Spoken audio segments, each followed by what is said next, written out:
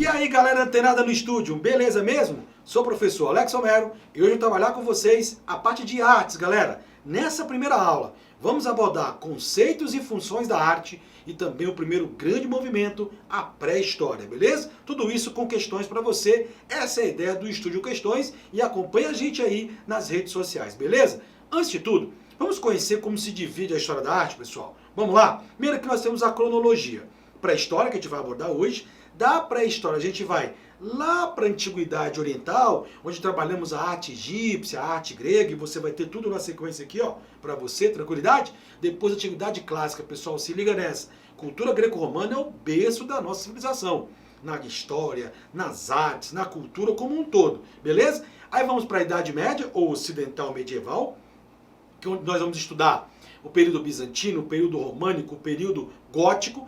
Aí vamos para a Idade Moderna, que inicia no Renascimento, depois no Barroco, e aí pega o movimento Rococó e o início do Neoclassicismo. Galerinha, e a gente passa porque nós chamamos de Idade Contemporânea. Logo de cara, cuidado, não confunda Idade Contemporânea com Arte Contemporânea. Já já eu uso o termo Arte Contemporânea para você. Modernidade, tá? Inicia-se dentro da Idade Contemporânea. A modernidade vai da Revolução Francesa até o fim da Segunda Guerra Mundial, beleza? E ela subdivide-se em época contemporânea, movimentos do final do século XVIII e durante todo o século XIX, como por exemplo o romantismo, o realismo, o impressionismo, o pós-impressionismo e a Art Nouveau. Art Nouveau, ou Arte Nova, que pega a virada do século XIX para o XX. Aí já inicia um novo momento, que é o modernismo. Fique esperto. Dentro do modernismo, o assunto mais cobrado são vanguardas europeias. Mas aí também estaria o nosso movimento brasileiro, o modernismo brasileiro, tá bom? Tudo bem, pessoal? Bom, aí vamos chegar onde? Na pós-modernidade. O movimento de arte pós-moderna ocorre após a Segunda Guerra Mundial. E o nome pós-modernidade ele varia muito de sociólogo para sociólogo.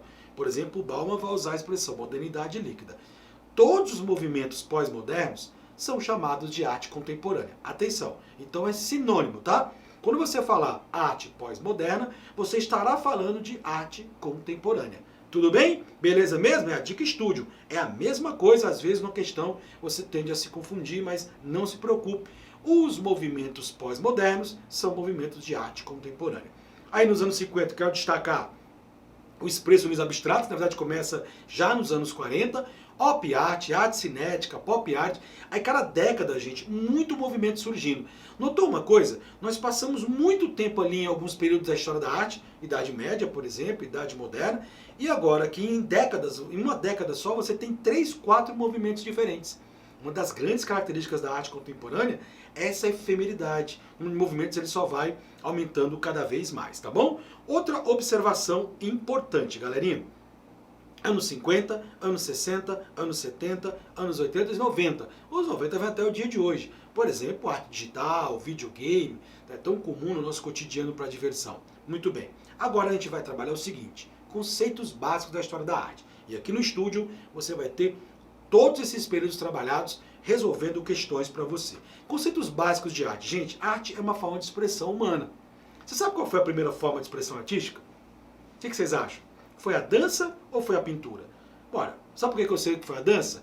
Porque várias pinturas rupestres nas cavernas tinham desenhos de pessoas e animais ali convivendo e essas pessoas estavam dançando. Então, a arte da dança foi inicial. A própria linguagem não verbal, ela vai ser a primeira manifestação de linguagem humana.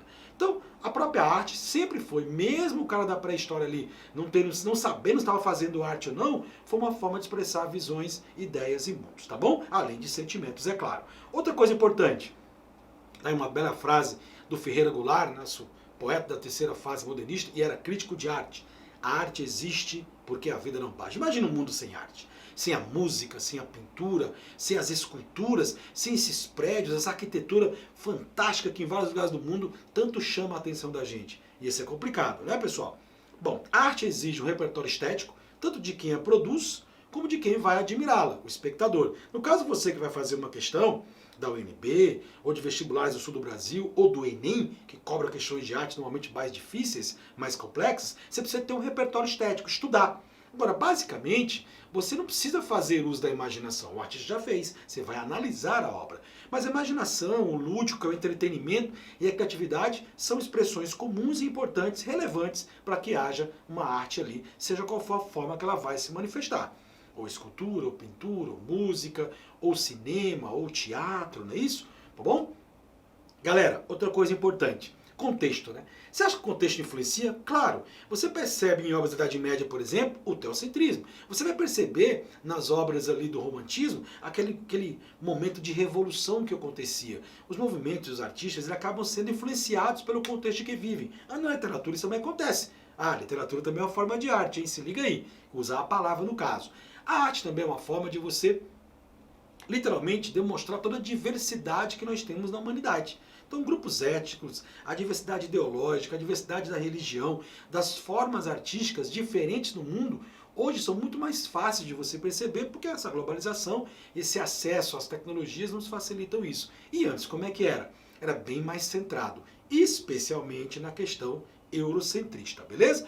Outra coisa importante, divisão da arte. Como é que eu classifico? Artes plásticas, pintura, escultura, arquitetura, sonoras, a música, aí você deve estar estranhando. Mas literatura, professor? Galera, literatura trabalha muito com a poesia. Especialmente a poesia, ela trabalha com elementos que lembram a música, as figuras de linguagem sonoras, a forma lírica, a expressividade que o poeta quer dar ao verso, o encadeamento desse verso, muitas vezes utiliza elementos da música, tá bom? Artes mistas, como teatro e cinema. E uma novidade, né, que vem sendo colocada nos livros, né, desde o final dos anos 90, que são as chamadas artes integradas. São aquelas em que as relações artísticas ocorrem em meio às novas tecnologias da informação e da comunicação. Arte digital, arte interativa, o próprio videogame que você também deve jogar aí. Imagina, aquilo ali é arte, gente. Claro que é arte. Alguém pensou, teve criatividade de imaginar os jogos e colocaram ali em prática para você ter o lúdico, o entretenimento no seu dia a dia, tá bom? Funções da arte. Sim, a arte tem as suas funções. São praticamente 3. A naturalista é aquela em que o artista se preocupa com o quê? Em deixar a imagem mais próxima da realidade. Vem de um conceito aristotélico de que a arte imita a vida. A arte é verossimilhante. Isso chama-se arte figurativa. É quando eu olho para a imagem e vejo algo da realidade. Por exemplo, nesse autorretrato, o Gustavo Kobat quis mostrar para o espectador ele mesmo. Seria o selfie dessa época, né? O selfie dessa época é o autorretrato. É uma arte figurativa porque eu reconheço uma imagem da realidade. Quando isso é o mais importante para os artistas, assim foram com gregos, com realistas, com renascentistas, com o hiperrealismo, mais realismo possível, né? Você chama de arte figurativa ou de função naturalista, tá bom? A função formalista é quando a imagem nem é o foco, mas a liberdade é você expressar qualquer que seja a intenção de imagem ou muitas vezes apenas trabalhar na tela ou na escultura linhas e planos que não têm obrigação com a realidade em si. Essa liberdade permite ao artista trabalhar bem com cores, linhas, formas, volumes, sem se preocupar em imitar nada da realidade. Você chama isso aí de função formalista porque o foco é a estética, o foco é a arte por si só e não uma vinculação à realidade. Olha aí, olhe fixamente para a Alp-Art, você vai ficar vendo a coisa balançar. A Alp-Art e a arte cinética, assim como a arte abstrata, são exemplos de função formalista na arte, beleza? E por fim, a função pragmática ou utilitarista. Às vezes, há livros, pessoal, que trabalham eles separados, mas, sinceramente, eles trabalham com a ideia é a mesma. É quando a arte ela tem um fim específico que vai além da ideia de arte, então não é formalista. Vai além da imagem, então não é naturalista. É um fim social, ou um fim ideológico, ou um fim político, ou um fim de causar um impacto, sabe, uma reflexão no espectador. Nesse caso aí, a função utilitarista ou pragmática é a predominante. Movimentos como o grafite, Landiage, que trabalha com questões ambientais, o modernismo gosta muito de trabalhar o tema do engajamento social, a própria arte bizantina, que tinha, além da divulgação da fé cristã, a ideia de demonstrar o poder do rei. Então veja que a arte, no caso, não tem um fim apenas artístico, mas há uma outra intenção mais importante. É o caso, por exemplo, do grafite aqui do Banksy, que questiona a nossa dependência das redes sociais nessa coisa do Instagram, como um todo, de querer os likes, de querer comentários, né? Ele coloca um grafite onde você questiona essa realidade. Bem, aqui, uma questãozinha para você. Comecemos pelo enunciado. A arte mostra-se presente na história da humanidade desde os tempos mais remotos. Considerando o texto, quando a questão fala isso, galera, volta no texto, tá? Ernest Fischer considera a arte como elemento essencial para a compreensão da realidade, na medida em que o homem, não apenas nessa compreensão, mas também porque possibilita o suporte necessário para o aumento da determinação de torná-la mais humana e mais hospitaleira para a humanidade. Sentiu aí que ele colocou a arte com uma finalidadezinha, né? Beleza? Vamos lá. A obra de arte, além de favorecer a interpretação do mundo, porque é a forma que o artista tem de dar a sua visão sobre algo da realidade, seja um tema social, um político ou pela própria arte em si, reivindica transformações sociais e humanas. E aí, galera? Nessa coisa, desde a pré-história até os dias de hoje, além disso, reivindica essas transformações sociais e humanas? O que é que você acha? Deixa aí. Letra B. Não importa o nível de letargia, parado, né, assim, quase morto, da arte. O que interessa é o seu caráter funcional como bálsamo para os espíritos exaustos. Achei tão poético, mas tão estranho. Quer dizer que a arte é letárgica, ou seja, ela é morta. Essa letra B está meio estranha, tá? C. Os seres humanos que não buscam uma forma de expressão através da arte têm capacidade de compreender a si mesma realidade. Ora, quando a gente coloca que a realidade, que a arte é uma forma de expressar o mundo, e você se vê nesse mundo, dizer que a gente não busca uma arte é meio estranho. Você já imaginou? Pergunto de novo. Viver sem música? Sem o cinema? Sem o teatro? Sem a literatura? Sem a arquitetura? Como seria? Estranho, né? D de dado. A força transformadora da arte, assim como uma perspectiva místico-espiritualista, prescinde de conotações sociopolíticas. Não, precisa sim, prescindir nesse caso aí acontece sim. Agora, tem que ser nessa perspectiva místico-espiritualista, não está muito específico não. Em algum momento no enunciado da questão se falou qual tipo de arte está se abordando ou colocou-se o conceito de arte como um todo?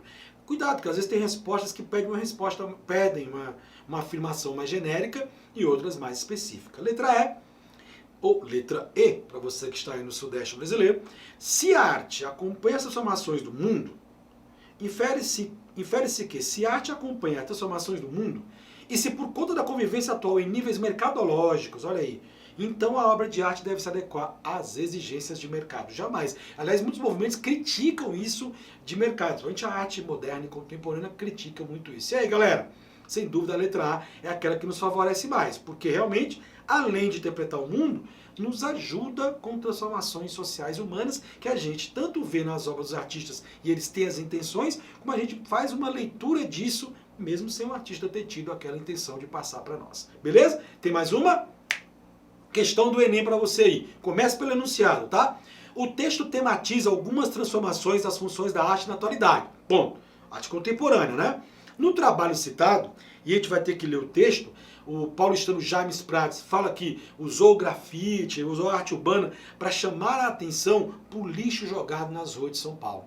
Então ele fez esse trabalho, construiu uma árvore gigante, ele fez uma instalação, como a gente chama, né, no Parque do Ibirapuera, para que as pessoas, feitas só com um resto de madeiras jogadas nos garimpos, as caçambas pela cidade em si.